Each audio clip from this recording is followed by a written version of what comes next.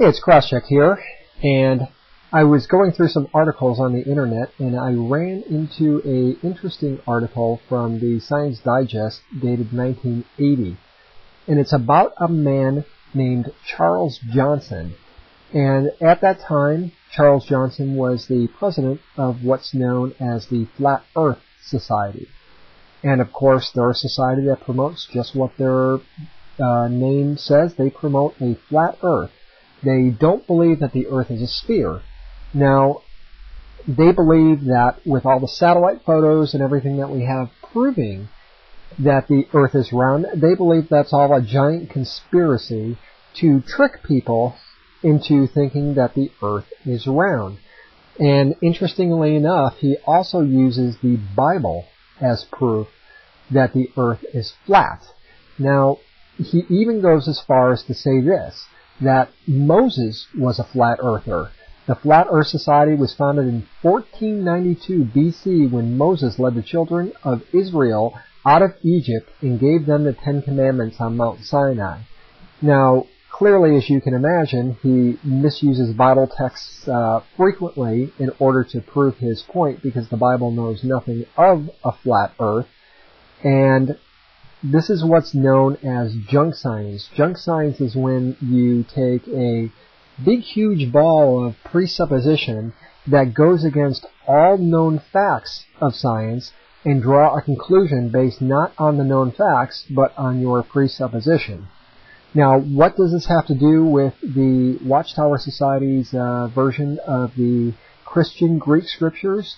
Well, I believe this is just what they've done when they've inserted the name Jehovah into the Christian Greek Scriptures.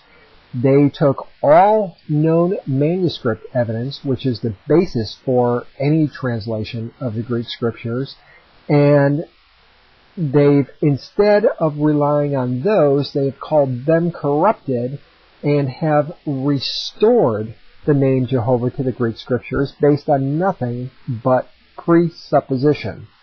And let's get specific on a little bit of this. So let's take a look at the first known piece of evidence in determining whether Jehovah properly belongs in the Greek Scriptures or not, and that would be the manuscript evidence. Now, we have thousands upon thousands of early manuscripts of the Christian Greek Scriptures, some dating all the way back to the 1st century, and none, not one of these early manuscripts contains the divine name. This is a remarkably consistent appeal to the fact that Jehovah as a name does not belong in the Christian Greek Scriptures. Jehovah's Witnesses will often point to an early conspiracy in the church to support their view that Jehovah belongs in the Greek Scriptures. And what they basically say is that, hey, in the early days, the Christian Greek Scriptures were corrupted, and that some evil men, for whatever reason, saw fit to gather all the early manuscripts together and have those destroyed and replace them with new manuscripts that didn't contain the divine name. Now, of course, they do this with absolutely no evidence. There's no early writings or anything that said any conspiracy of this kind happened, so it's based purely on a presuppositional point that they have. And the other thing is that there's thousands upon thousands of citations from early patristic writers who cite the Christian Greek Scriptures in their writings, and none of them use the divine name also. So once again, we have a remarkable consistency in history and manuscript evidence, and now we can layer on the early church writings to that Jehovah was not used in the Christian Greek Scriptures.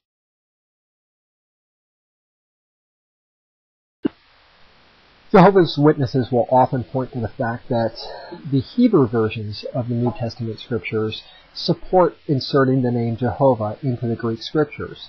Now, if you know anything about these Hebrew versions that they cite profusely in the Kingdom Interlinear translation, you'll notice that they come very late in history, the earliest one being around the year 1300. And not to mention that a translation of the Bible is to be based on the Greek scriptures, not on other versions and other translations. And if you look at the Kingdom Interlinear, you will see that each time the word Jehovah is used, it's supported by these very, very late incoming Hebrew versions. And there should be another footnote down there where you'll notice that the manuscript evidence, not only just the Westcott and Hort, but the other manuscript evidence, never, not once, supports Jehovah.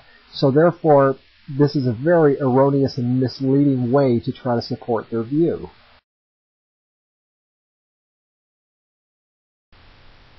Just like the Flat Earth Society uses junk science to support their claims that the Earth is flat, I think that the Watchtower Society clearly uses junk scholarship in order to prove that Jehovah belongs in the New Testament. They have a non-supported theory of a conspiracy that is found nowhere in history and is found only in the imagination of the Jehovah's Witnesses. They have not a single shred of manuscript evidence to support their theory, and the Hebrew versions that they use are so far removed from any common sense interpretation of the scriptures or translation of the scriptures, and they're so far removed from antiquity that they're really valueless in the debate. Now, what of the Septuagint? The Jehovah's Witnesses will claim that Jesus quoted from the Septuagint, and the Septuagint contained the divine name, and so therefore the divine name belongs in the Greek scriptures. Now, number one, the manuscript evidence supports the fact that Jesus and the apostles, when they use the Septuagint in order to quote an Old Testament verse, they did not quote the divine name, they used Lord. It's just simple manuscript evidence that supports this. Number two is that, once again, the Septuagint is a translation of the Hebrew Scriptures. It is not a manuscript of the Hebrew Scriptures, so therefore it in itself has no authority. So I think that all Jehovah's Witnesses need to clearly look at the evidence of whether the Watchtower Society has corrupted the Greek Scriptures by inserting the name Jehovah, and I think they need to think very clearly about the Jehovah's Witnesses claim that the Greek Scriptures were corrupted by some conspiracy theory and the name was removed, because if that's possible, you need to wonder what else has been corrupted. Was Jesus really the Messiah? Was he really virgin born? Did he really rise from the dead? You have little reason to believe any of that if you believe that the manuscripts were corrupted, because everything you believe is based off of those manuscripts. Thank you for listening.